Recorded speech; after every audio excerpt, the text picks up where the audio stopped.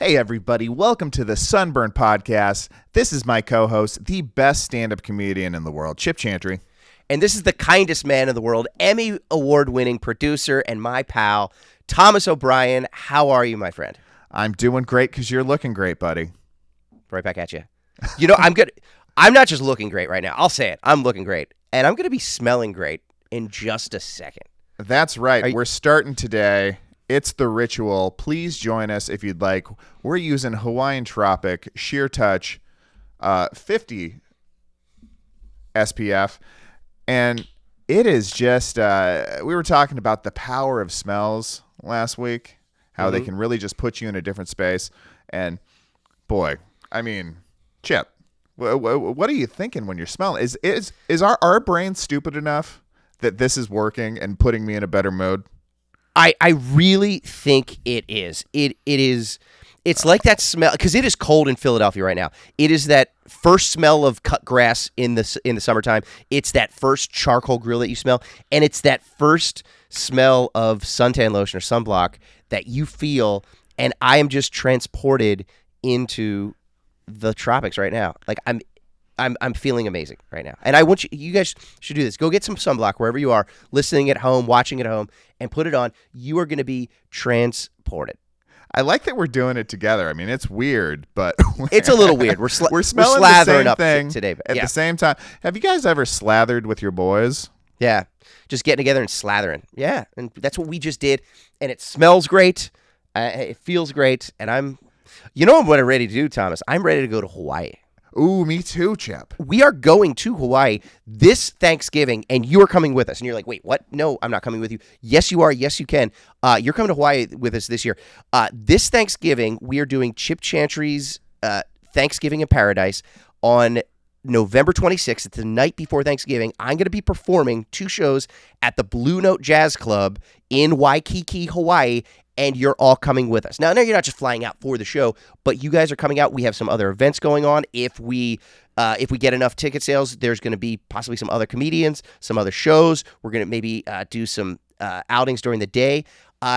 We are working hard. This is like a crazy concept, but we've been working hard these past few months. We're going to continue to work hard. We're working out. We're getting in shape. We're getting our lives in order, and then we are just going to enjoy it this Thanksgiving with all of you in Hawaii.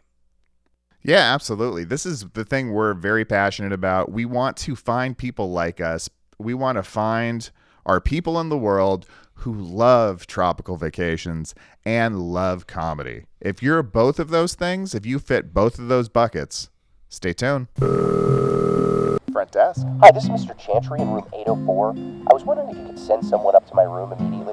We'll send somebody right up, Mr. Chantry. Can we bring you anything? No, I'm just hiding in here and I want someone to find me. What happens when we find you? Well, then it's your turn to hide.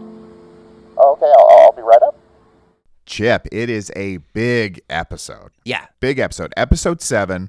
It is the last episode in our Brady Bunch Hawaii trilogy. I mean, how legendary did we get in the first 10 episodes of this podcast? We just blew through the 3-episode arc of the Brady Bunch where they go to Hawaii, just like we're going this November.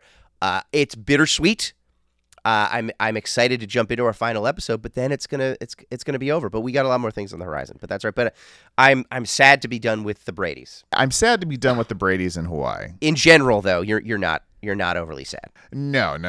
But like, I wish there was more. If they did a whole season, I'd watch the whole season. It still blows my mind, and this needs to be said. I made a reference a couple episodes to Vincent Price in the Tiki Cave with the boy, where he tied up the boys in the Brady Bunch episode, and you're like, I have no idea what you're talking about. I've never seen the Brady Bunch, and it still just blew me away. So I was like, we got to watch. Let's find the first 3 episode, the 3-episode arc of the Brady Bunch, going to Hawaii. We watched it together. The last 2 episodes, we uncovered those 2 episodes. Today we're doing the last one, and you are not a Brady Bunch fan, my friend. No, I think it's just a time thing, Chip. This is a 50-year-old television show. It really is. And, I'm living in a TikTok world. You got to keep it moving fast. Exactly. You got to keep it punchy. It's got to, and things generally have to make sense, and we're just less pervy. Yes, a lot less pervy than the Brady Boys in this episode. It's fun to see the horniness. It is really just is. the casual horniness of just apparently the American family in 1950 has been a hoot. Yes. Yeah. It's if you don't like, if you haven't watched Brady Bunch episodes recently, like you think very wholesome, very whatever. And like those were the first 2 seasons, like 69, 70. And then the groovy area gets in and everybody is just crazy horny, just crazed. And it is the parents, the kids, Alice. It is shocking. It is shocking to watch. And, it was on full display on the beaches of Waikiki in these episodes. But it was so fun to spend time there. And, we'll talk about maybe some of the shortcomings of this last episode. Sure. Vincent Price, who you had to explain to me who that is, plays Legend. one of the most unhinged characters I've ever seen on a television show. Well cast. But like his character arc and like what you think he could do, what he might do. I mean, they just got you going up and down. You think he's like, oh, maybe he's not that bad, and they're like, maybe he's gonna kill some kids in a cave With a spear. Exactly. with a spear, or just leave them for dead. That's almost the scarier one. Yeah, I mean that's a tough way to go for sure. Yeah. Yeah, I'd That's rather a tough go way to spear go. than being And left for dead. I believe he actually threatens them with both of those things. Oh, he 100% does. But then America is saved by the laugh track. Because once we go a little dark, then they just throw that laugh track on and we're like, he's not really going to kill him with a spear. And then it's like, and everything's okay. Absolutely. And I can't wait. We're going to have a dedicated chunk to talking about the Bradys. Yeah. But I want to talk to you about something really quick. 1923 just had its series finale. It was the last episode in 1923, the latest prequel of the Yellowstone series. And I'm not this going to... is the Kevin Costner. The I have Kevin not seen Costner. So like, Okay. it's at his ranch, right? Okay. It's his ranch that we've seen 5 seasons of or whatever in current day. But this happens in, as the name suggests, 1923. Yes. And I'm not going to get into too much of it, but there is such a direct inverse to what we will be doing in Hawaii in November. And I was just thinking about it, watching it. It shows that frostbite and exposure to cold is no joke. We are talking black fingers, people losing limbs to this severe, bitter cold. And as I'm watching that, I'm just like, we are going to be in such the opposite position when we're in Hawaii. We are. Yes, those little toes in the sand. It's going to be great. And I would assume when these, people, these horrible situations befall them in, I'm saying, 1923, like in the cold of winter, I'm assuming there's no laugh track. There's no laugh track, but it would have softened it. Yeah. It would have made things a lot softer. There were actually, some moments of levity, a couple of lines that got you going.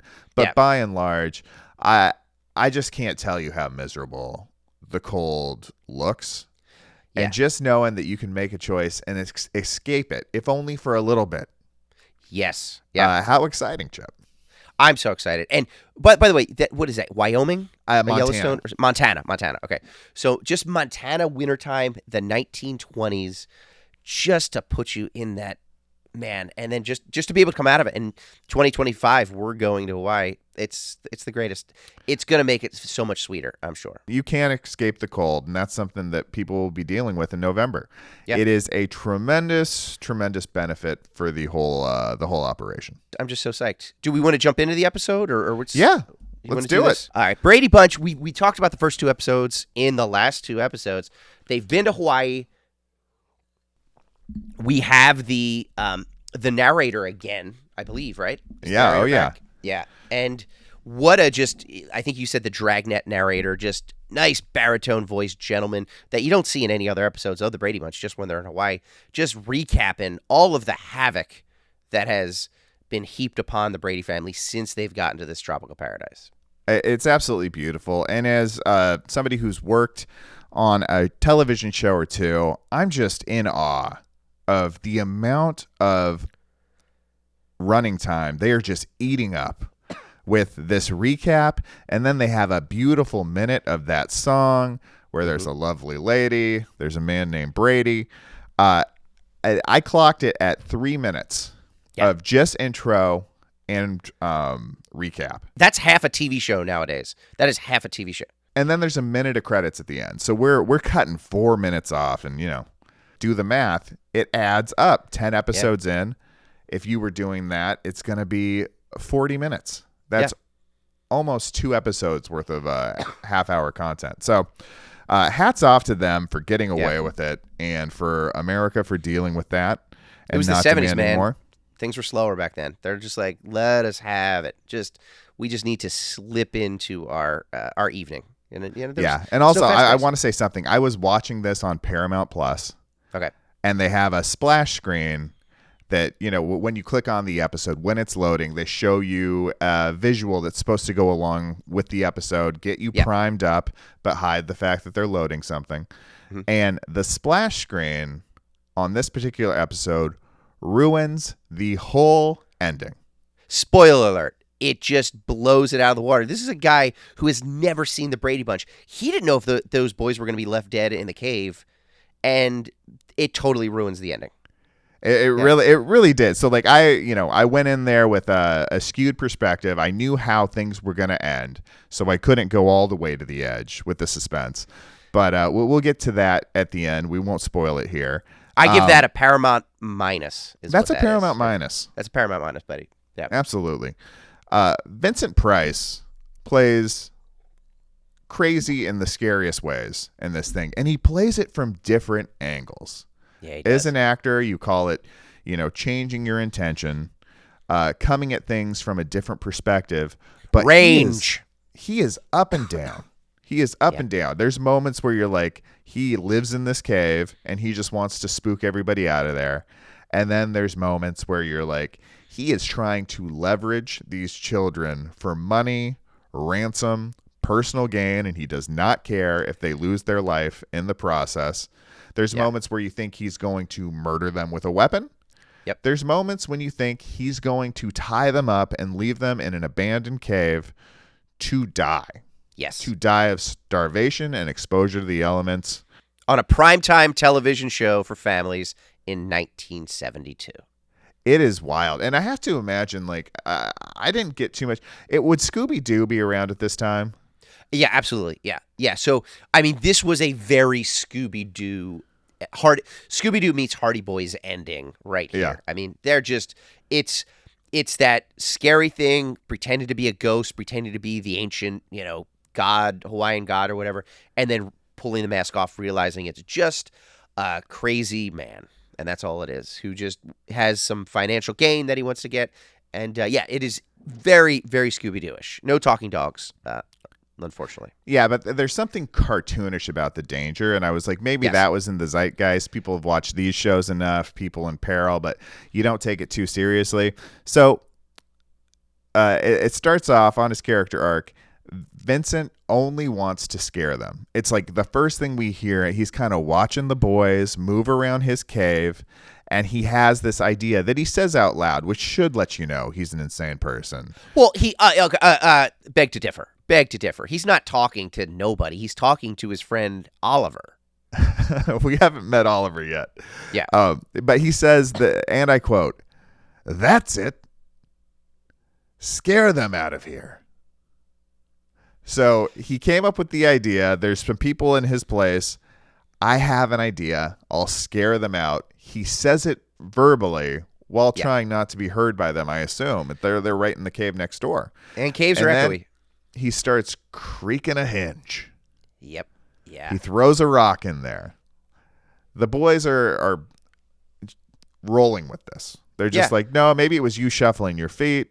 What was that? It was nothing. You guys are being weird. But we've set the stage. It's kind of, and I thought it was nice. It was like a pressure release. I was it's like, fun, I get it. It's spooky, but we're okay. He just wants them out. He just By wants the to way, know. he does talk about how well he hid the cave in the previous episode, and he was like, I hid this cave. How did you find it? But then, like, he obviously didn't do that great of a job. 3 boys and then their parents from the mainland just wander in off of a bus and find this cave. Like, if you're really that concerned with people getting in your cave, do a better job of camouflaging it, Vincent. Well, I mean, how do you hide a cave? A little brush, a little, maybe like a little, like, you know, hanging some beads that look like ivy, you know. I get it. You can hide the opening, perhaps. The opening like, to a cave, yeah.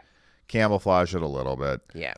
The boys are wandering around. This guy just wants to scare him out. That's fine. Mom and Dad are back at the hotel worried. Yeah. They're just like, where are the boys? And truth be told, they're 3 boys who went out to do a little sightseeing in Hawaii. And they're not even really that late. It's just a little bit behind. But you know, we're starting to worry. They are their children. Yep. Back in the cave, the boys keep running into dead ends. They're lost. And it's the physical work of these kids. It's just they're shuffling their feet. It's like 4th graders in a play in a cafeteria of like, we're going to do some stage fighting right now. Or I hit a dead end and like, let's do the feet shuffle thing. I mean, it is comical and I loved it. It's one of my favorite parts of the episode. Yeah. What does it physically look like to visually see that there's no exit in this room? It's like a lot of, you know, just stopping, freezing. A tremendous acting exercise. And I'm surprised they all didn't win Emmys for the shocked for the exercise. But here's where Vincent really starts to ramp up the crazy. He has a big head statue, and I assume it was been on the island for years and years and years, that he is talking to, and he has named it a modern day English name, Oliver. Yeah. It's his buddy. It's his So pal. It's his pal. It's his best friend, only friend, his confidant, and somebody he feels like he needs to keep up to speed on all the events in his life. They are the golden girls of this cave. Yes. So he's just talking to this tiki statue, calling him Oliver, and which does it comedically. It relieves some of that pressure valve, but also it is a crazy man talking to an inanimate object that he has named. For me, this turns the tension way up. I mean, this is an unhinged person. He is not living in the real world. Somebody who wants to protect their home, or you know, his cave. Somebody who just wants to protect their private space. I get that. Shoo people out, get them out of here. But somebody who has left the realm of reality and is willfully talking to inanimate objects.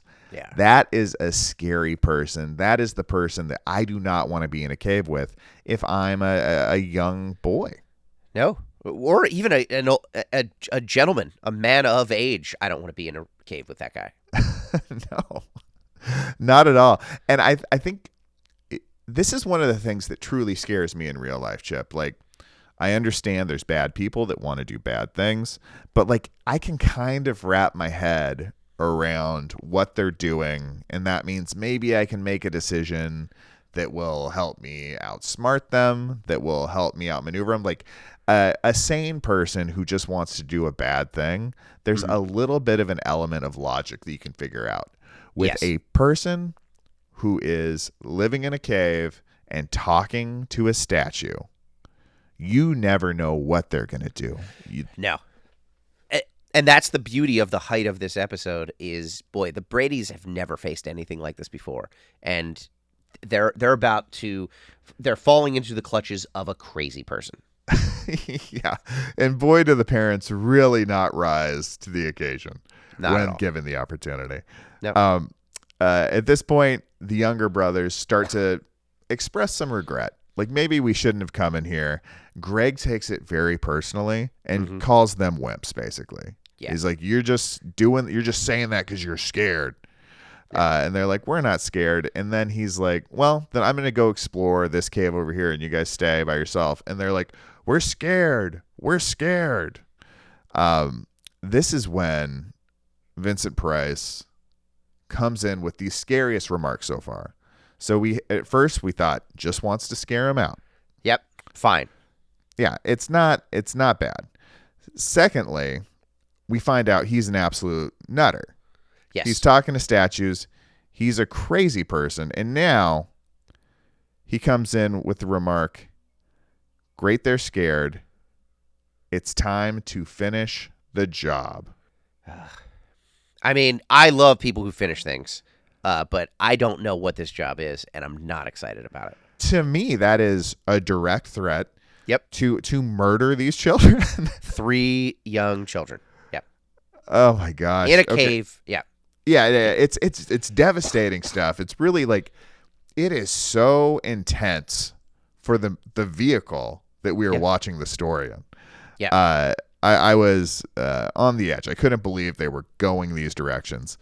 Back at the hotel, the girls are trying to decide, do we tell or not? Are we going to tattle? We promised we wouldn't tell. The boys might be in danger.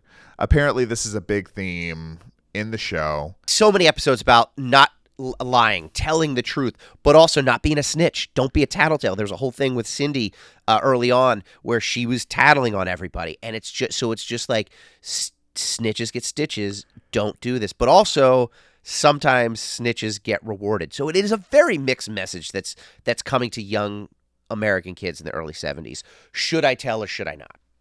And there was a big push. Like, I remember this. I felt it socially when you're a kid to not tattle, to not snitch, even if somebody could be in significant trouble. There was like a altruism about sticking close with your friends. Exactly. Yeah.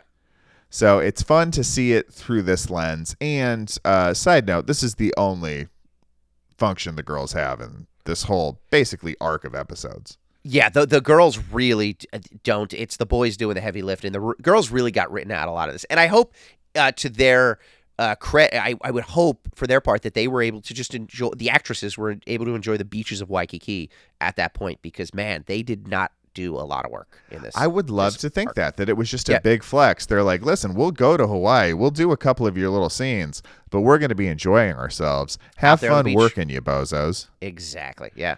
I have a feeling it was less good as that. Yes. It's probably just like, shut up. We'll let you know. Sit in your trailer. Yep. Yeah, sit in your trailer. We'll let you know when it's time to do your thing. But yeah, their only function is to be there, know something, and decide if they're going to tell it or not. Exactly. All right, now we're back in the cave, and this is where Greg gets brave. Yeah. He's heard enough. He's heard enough rumblings behind the scene. He knows somebody's in there with him. And instead of cowering, he wants to find out what pile of crap he's stepped in. So he comes out and shouts, "We know someone's in here. Come out." Yeah. That's when Vincent Price, dressed in full like tribal mask with a grotesque huge head, long white hair, big showing teeth, pops out of a coffin, Chip. A coffin. A casket in a cave. Coffin. And the boys run for their life because this is the most terrifying thing you can even imagine. Yeah, okay, and like to their credit, yes, of course. If I even just saw a coffin in a cave, I'm running away. It's regardless such bad of news. If somebody pops out of it. Yeah. By the way, I was at a restaurant with my good friend Anna and Mike and my wife Kim. We were at this great Italian restaurant in Philly the other night, and right next to us was the bread station where the bus boys were like getting the amazing, like great breads to like put on the table. But it was just a casket it was just a bread coffin. It was this beautiful wooden hutch kind of situation, but it was a casket that they would just open and just pull delicious bread out of. And I was like, this is much more pleasant than a crazy old man in a mummer's outfit scaring 3 boys. I have a question. So the bread's in the coffin. Yep. Was the butter cream-ated? Tommy, it was. I love All right. I love it. Yes. We're fired. It's earlier. That's pretty good for me. It's like, early in the morning here. Yeah. But not early enough to beat Vincent Price popping out of a casket. You gotta wake up pretty early in the cave to do that. And this is, you have no sense of time in a cave. No. There's no natural light. It's like a casino. Yeah. This is also where just the laugh track. The laugh track goes wild. These boys run for their life. This man wants to kill them. He's a big nutter, insane, and he goes, "Darn it, they went the wrong way." Apparently, he wanted them to go one direction. They went another direction. Huge laugh track. Yeah. Which also exit signs. I know it's a cave, but let's have some fire regulations here. Like just a nice exit sign. Glowing in the cave. He's got all those torches. Help the kids out. If you really want them out, show them where the exit is. I mean, if we're really thinking about it, the exit sign is not the only place this is not up to code. No. You have to imagine there's no working restrooms. There's no running water. No. The only thing we know for a fact is there is some means by which you could heat up a plate of beans. We definitely know that. The beans were heated many times in this episode alone. Oh my goodness. So the laugh track comes in, and then he vows to Oliver that he will get rid of them another way and grabs a spear, Chip. Yeah. Yes. He grabs a weapon. After talking to his inanimate friend. And this is the next line after "darn it, they went the wrong way." Laugh track. And then basically he's like, "I'm going to murder them, stone friend." No laugh track. No. It's so out of place. And also, I think add a little realism. If you're going to be doing a laugh track in a cave, I got to have a little reverb, a little echo on those laughs. Echo in the cave because, that studio audience is in there with them. Thank you, Thomas. Yeah. You're a better Foley artist than I am. I will say that. It's there's some holes in this laugh track scheme. There really is, yeah. But I really do love it. I think it's fun that it's there. It's fun to have some space from that being something we see anymore, and then go back and just be like, oh yeah, we are just little monkeys. We're little monkeys, and when we hear people laugh, when we smell something we put on at the beach, we feel like maybe we're at the beach. Yeah. So laugh tracks work. I mean, this is a smell laugh track. That's what we're doing here. It really is, yeah. And it's starting the day off great, bud. It really is. At this point, the girls tattle. They tell mom and dad. Mom and dad are disappointed. But basically, we won't follow along with the parents anymore. The girls are done. The parents are retracing all the steps the boys took to get to this cave. So they're going to go talk to the old timer from the construction site who still believes the old stories that told them where to go. They get the same information from him. They go out there, and while that is happening, the boys get captured. Okay, they're tied up in a cave at this point. This is the most Scooby-Doo Hardy Boys thing going on right now. They're literally tied up in a cave with a crazy man with a spear. As an old man, how do you tie up three young boys, one of which is like 17? How old do you think Greg is? He's a man. Yeah, he's a man. He is basically of age. He could overtake this. Although I will say Vincent Price, large man, larger than I realized, big lumbering man. But he's also he's an aged gentleman. It's like, I don't know if it's like a Blair Witch stare at the wall kind of situation, but he apparently somehow tied these boys up one by one. If you think about it, it's one by one, and the only way you do that is with threats. Yes. He has a weapon. They don't. It's too much to put in the episode, but it was probably something like, I'm holding my spear up to your little brother. You tie one portion of your arm up. Yep. And just like using a sharp blade to really force them into doing these things. It's terrifying. These boys have been through absolute horror. One of the other themes is that these boys were raised to respect their elders. So they're not the worldliest kids in the world, okay? They're fish out of water.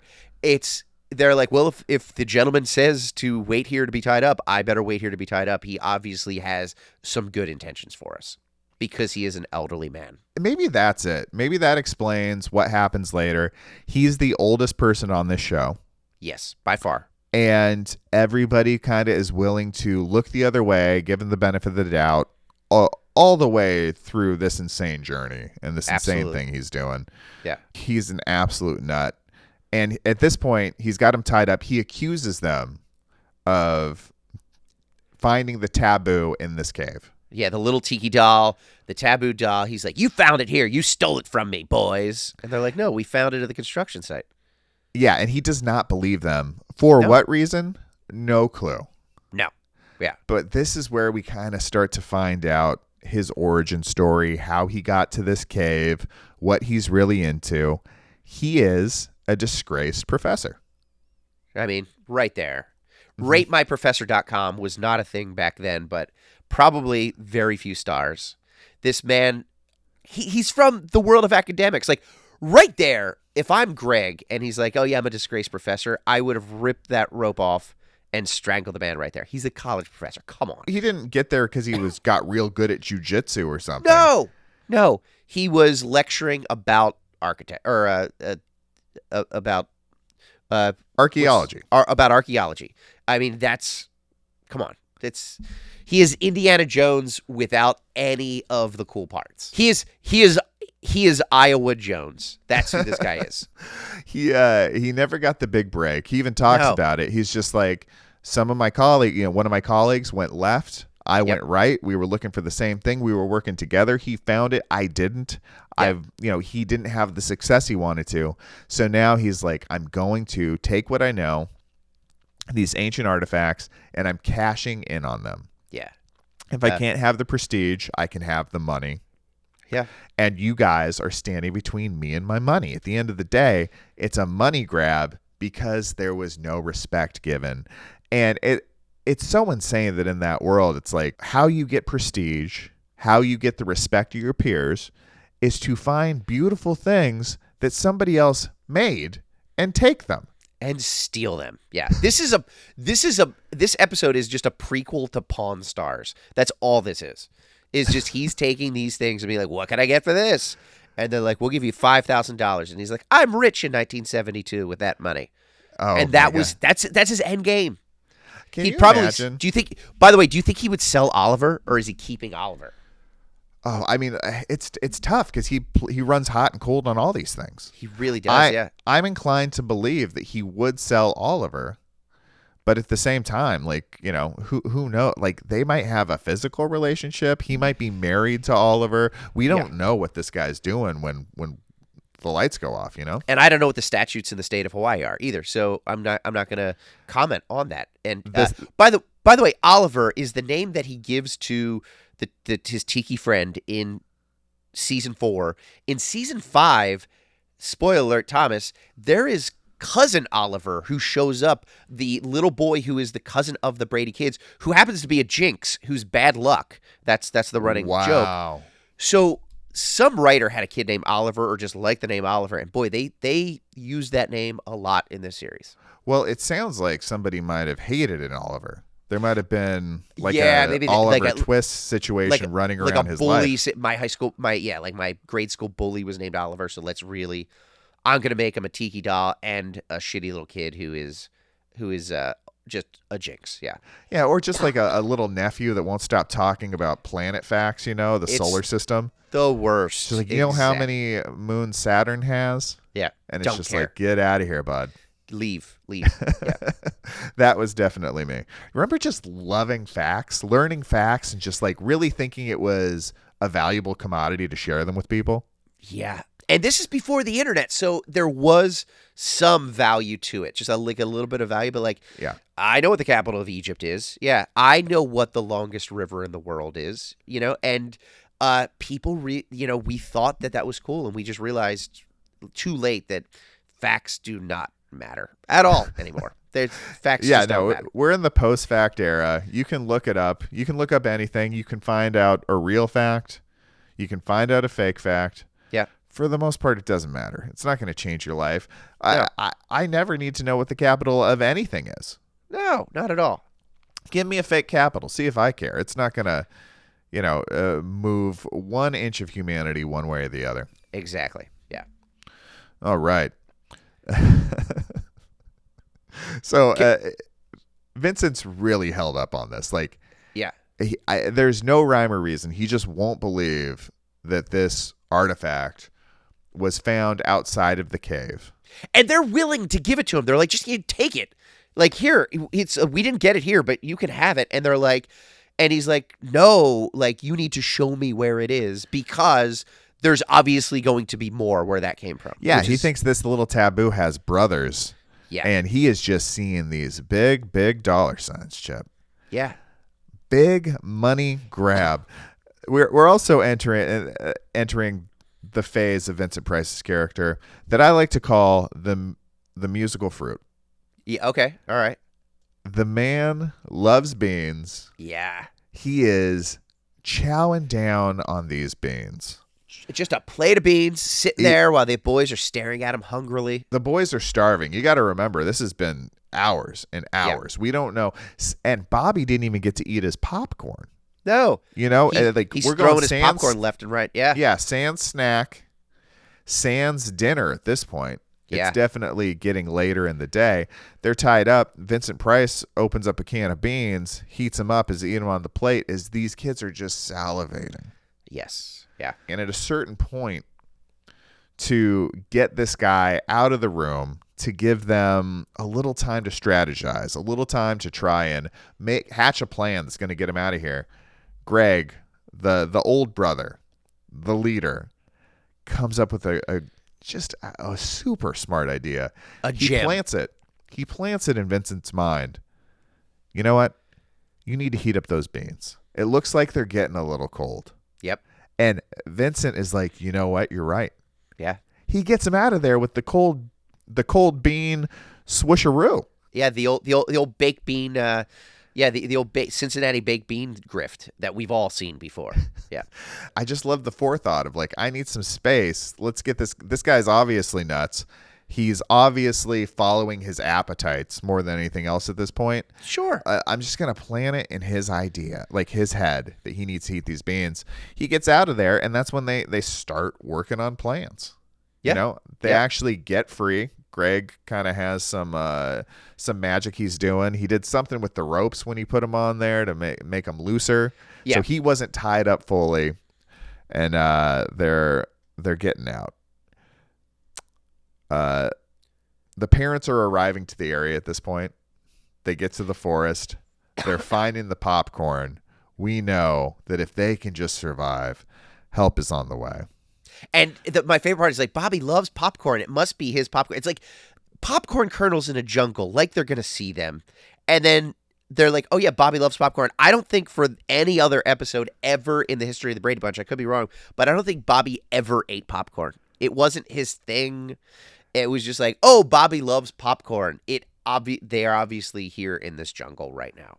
Yeah, it's not a big Hawaii treat. Like, I've seen my fair share of the islands, and I've never seen a big cornfield. Like, they don't have room for a bush that only makes 2 ears a year.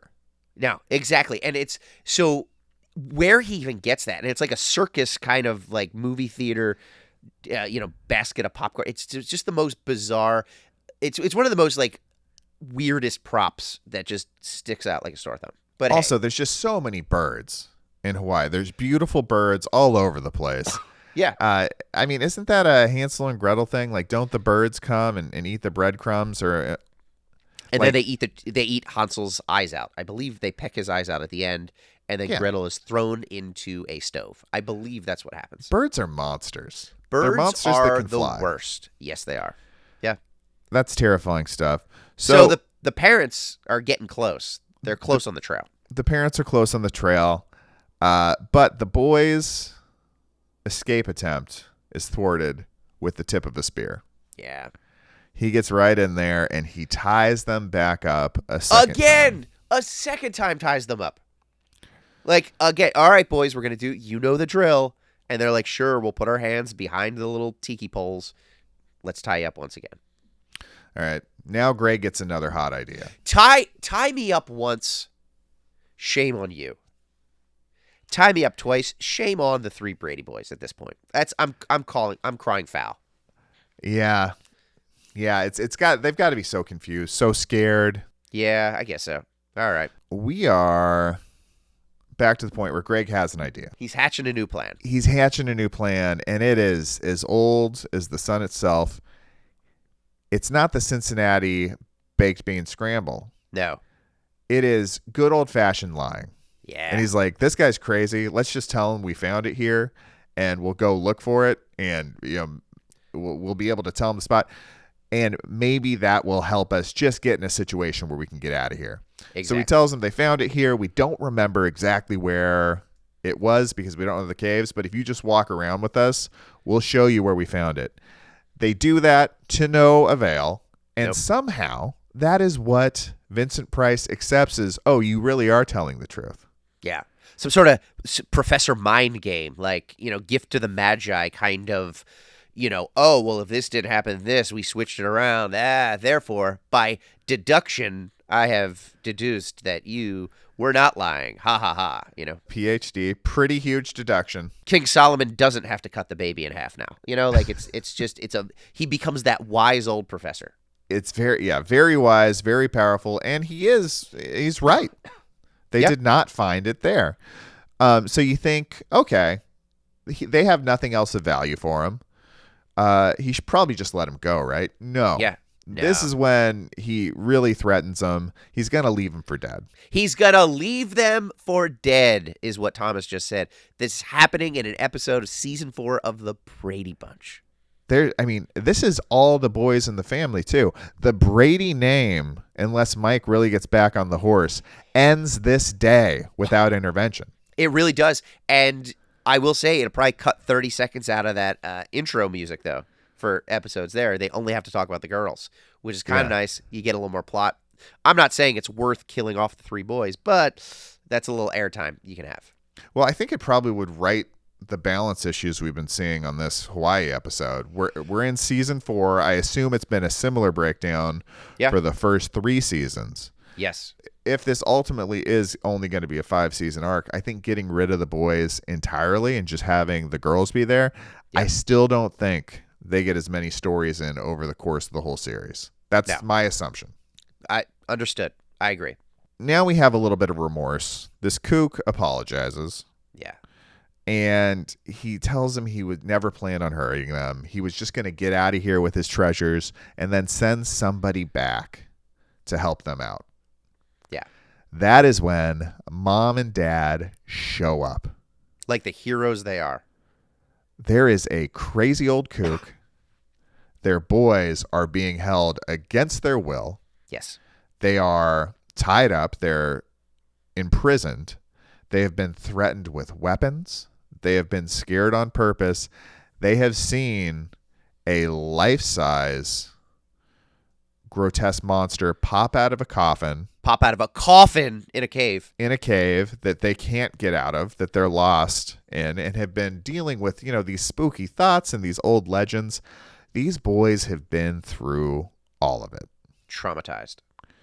And what do you think, Mike, when he sees his kids in this position, what kind of words do you think he has for the professor? First of all, you don't think he would use words. You think he would start throwing hands. You would think that that's the first thing. But no, he decides to go another route. And Thomas, what does he say to the professor? And I quote, "Mister, you've got a lot of explaining to do." You've got a lot of explaining to do. Yeah. And he does.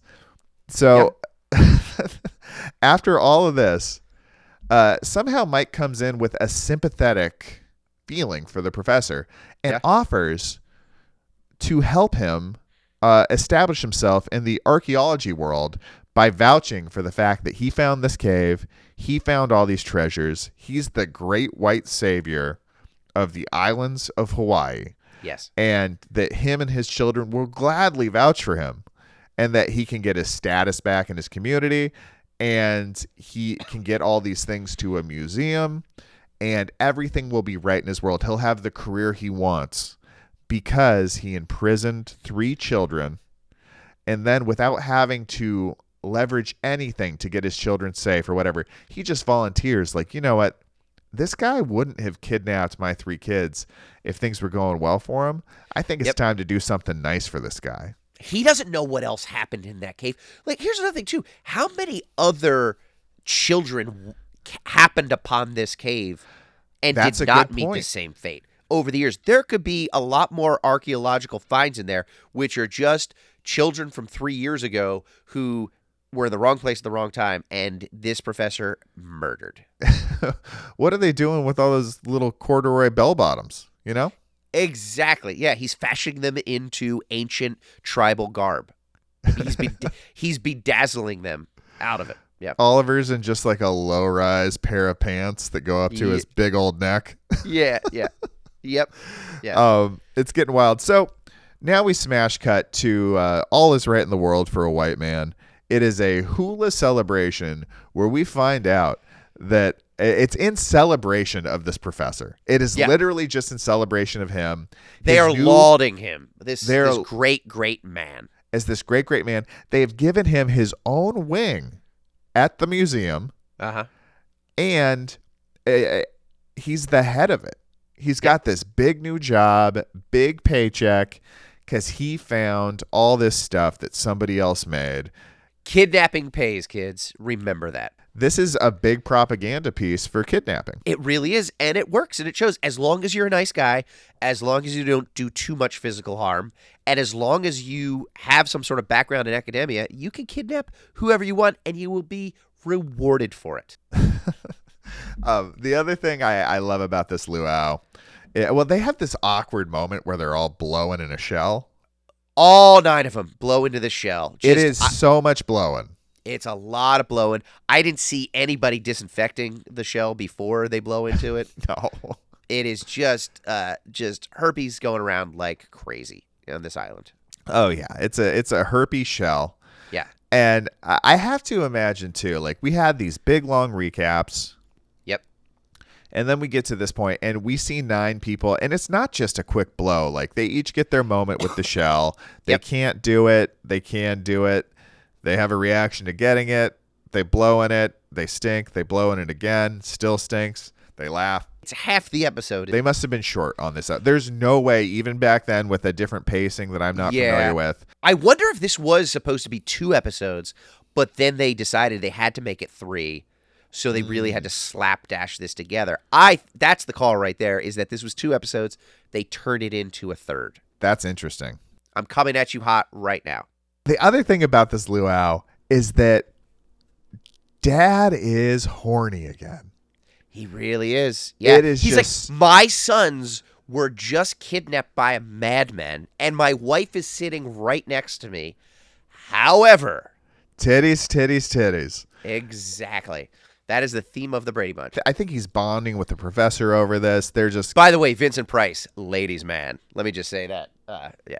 By the way, if you see any movement back here, Franklin's hanging out with us. My dog is right behind us. So Producer Franklin. Producer Franklin just in the back checking all the wires. So yeah, he's getting hyped up and they just forgot that these boys a couple hours before were kidnapped in a cave. Yeah, I mean, he's just brainwashed, and that there is a moment where you see the hula girls, and then you see Mom. Yep. And Mom sees the hula girls, and then she's like, "Oh, I bet my husband will like this." And you see her looking for him. Right. And just the look on his face when he's looking at those girls, it's just his tongue might as well have rolled out of his mouth like a cartoon dog. Heart's coming out of his eyes. Yeah. Big hard eyes. He is torqued. Yes, he is. Yeah. And then there's this. Oh, and by the way, I think my favorite part. So you have the hula girls, and then you have the band, which is the percussion guys. Yeah, I know what you're talking about. I know where you're going. It's a percussion quartet that just doing the drums and the whatever, and it's 3 obviously very Polynesian looking men. And then just one guy that was probably a sound guy, just a white man, just a guy named Sully You know, that they're just like, hey, Sully, we need a fourth. Take your shirt off and go stand next to this Polynesian man. Pick up some drumsticks. You're gonna be Hawaiian for the day. He's like, all right, and he's kind of got this like sort of like 50s greaser kind of like comb over, like that uncle that you only see once a year, like just that kind of situation. Like he's a trucker. He's like he looks like a teamster, like a white Irish teamster, but he took his shirt off. So, he's obviously Polynesian now. Oh, it sticks out poorly. It's the greatest thing in the world. And this luau has soundstage written all over it. Like most of the stuff has been on location. This is, I mean, it's probably back here in the States. Yeah. Anything else on the luau from you, Chip? Just the fact that it just glossed over everything. That like everything is forgiven. Let's give this white man who just kidnapped some boys and threatened their lives keys to the museum and a lifetime of praise and money. I just got so excited. Not only about just what we're entitled to as white men, the praise, the money, the accolades, all that stuff, but the fact that there's a good chance you and I, on this calendar year, are going to be doing some kind of hula-style activity together. Exactly. Yeah. That we are going to be at a luau after kidnapping some boys in a cave. No, but I'm serious. Like, we're going to be there. We're going to be in this environment. It's like I can just feel it. I can see it. I can smell it. And I've never been there before, but like I'm getting so excited. So it's like you have that sense memory of it, and I'm so excited to go.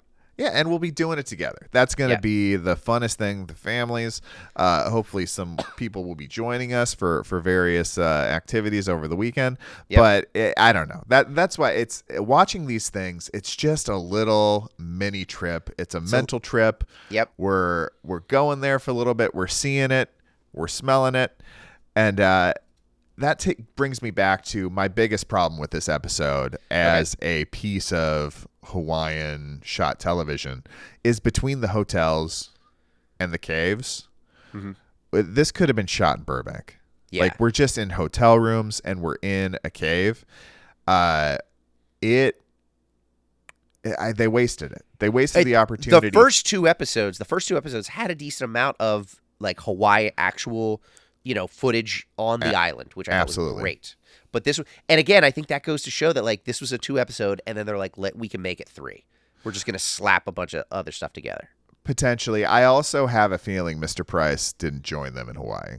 That's true. He definitely wasn't in Hawaii. There's no caves exteriors and the luau here. So yeah, that's true. And Very I think true. that but still find a different way. Yeah, find a different way. Get outside. Oh, and so we talked about Kualoa Ranch recently. Yes. Yeah. In this episode, Chip, one of the exteriors when they're heading towards the burial grounds, Kualoa Ranch. Beautiful. See? Yeah.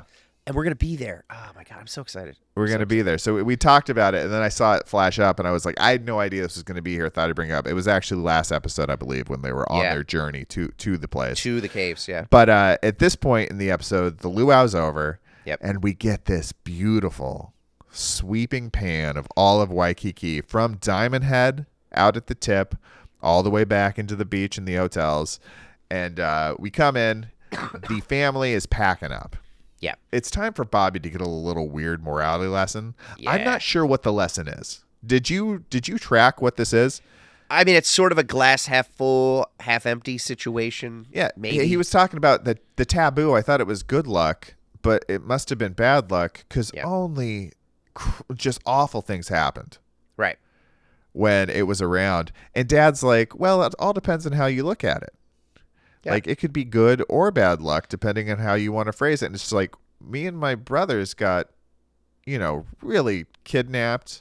Should we talk to a counselor? Maybe we need to talk to a mental health professional. He's like, no, it's just how you look at it. Yeah, he's like, no, visualize a glass that's half full.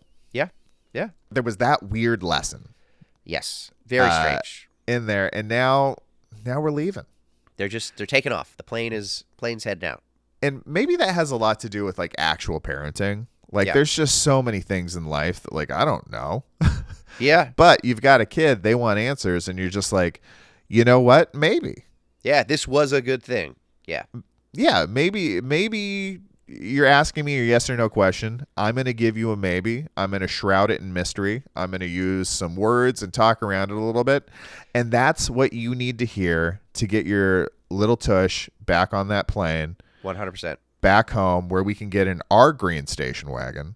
Yeah. And I can continue being a architect of leisure and really, horning it up. Yep. All over the West Coast. And talking about it with my sons, which is just very odd. It's so bizarre. It's so bizarre. But hey, that was the 70s. And with that, Chip, I mean, what a 3-episode arc. I'll tell you this, Thomas, right now, and I hate to get serious at the end of a fun episode. This is a fun, positive podcast, but as I watched these 3 episodes, I watched these episodes many times as a child, but I realized something today. I'm putting my glasses on. I mean, that's how serious I'm getting with this, and the world needs to know this. I'm telling you right now, Thomas, I'm telling the listeners and the viewers at home right now, I'm very serious about this. The Brady Bunch 3-episode arc where they go to Hawaii was an allegory for the Vietnam War. Are you ready? Buckle up. Here's how it goes. All right? These episodes aired in the autumn of 1972 when America was in the thick of the war in Vietnam, okay? America's most wholesome, famous family was thrust into a distant land of which they knew very little, but they just went over there. The Vietnam War was said to be about containing communism, but we know now that it was about America's trade and economic influence in the region, as well as our access to materials like rubber and tin and other minerals. And Thomas, what was the taboo doll made of? Other minerals, okay? Read between the lines. And why were the Bradys shipped to Hawaii in the first place? Because of Mike's corporate interests in building over in that strange land. There were military bases over there. We obviously saw their tour of Pearl Harbor and Mike Brady's whole treatise about the USS Arizona.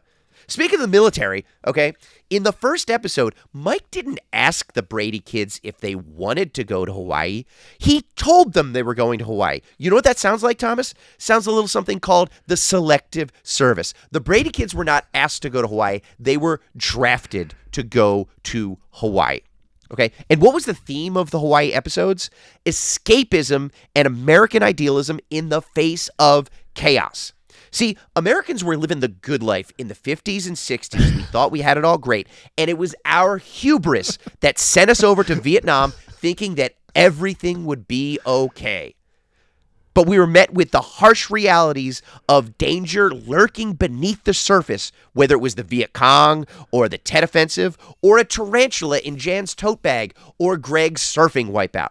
Speaking of Greg's surfing wipeout, where he suffered a tragic accident just off the coast, you ever hear of a little something called the Gulf of Tonkin incident? Look it up, Thomas, because that's what Mike's wipeout represented. Then we have the generational divide. Okay, Mike and Carol were so consumed with the status quo and material luxuries, like that 5-star resort or fancy coral jewelry. It was the Brady kids. It was the youth of the early 70s that were awakened to the existential threat lurking beneath the seemingly idyllic setting. And what do the Bradys do to solve their problems? They send the young men off into the jungle to wage a war fraught with peril. Sherwood Schwartz illustrated America's hubris across the ocean. Greg almost died in a surfing accident. The boys desecrated an ancient artifact in a construction site.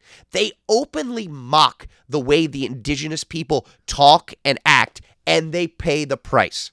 So there you have it. The boys were the soldiers in the jungle waging an unpopular war. America's hubris comes back to haunt us. The generational divide of a nation and a family in peril, and the lost innocence under the backdrop of an escapist utopia. And finally, Thomas, who is the very famous man who wrote and directed the 1986 Academy Award-winning film Platoon about the Vietnam War? That's my good friend Oliver Stone, Chip. Exactly. And who was Vincent Price's only friend inside the cave in those episodes? It was the tiki doll, Oliver, who was made out of stone. Ladies and gentlemen, the Brady Bunch 3-episode arc where they go to Hawaii was an allegory for the Vietnam War.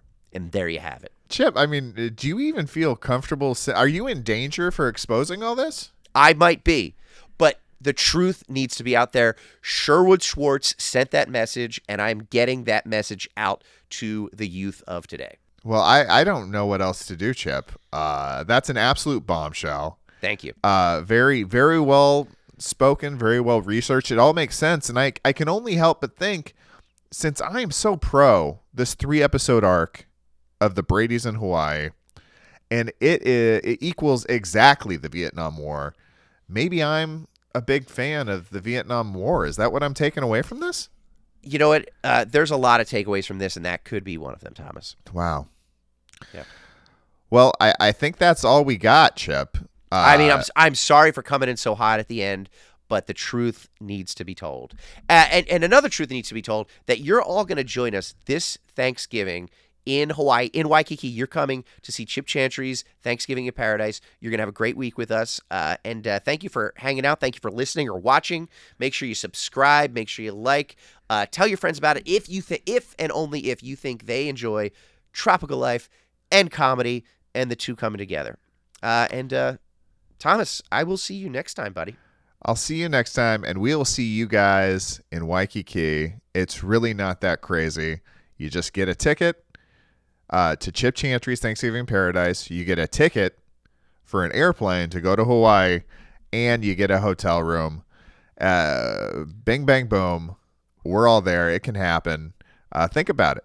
We'll talk soon. Front desk. Hi, this is Mr. Chantry in room 804. I was wondering if you could send someone up to my room immediately. We'll send somebody right up, Mr. Chantry. Can we bring you anything? No, I'm just hiding in here, and I want someone to find me. What happens when we find you? Well, then it's your turn to hide. Oh, okay, I'll be right up.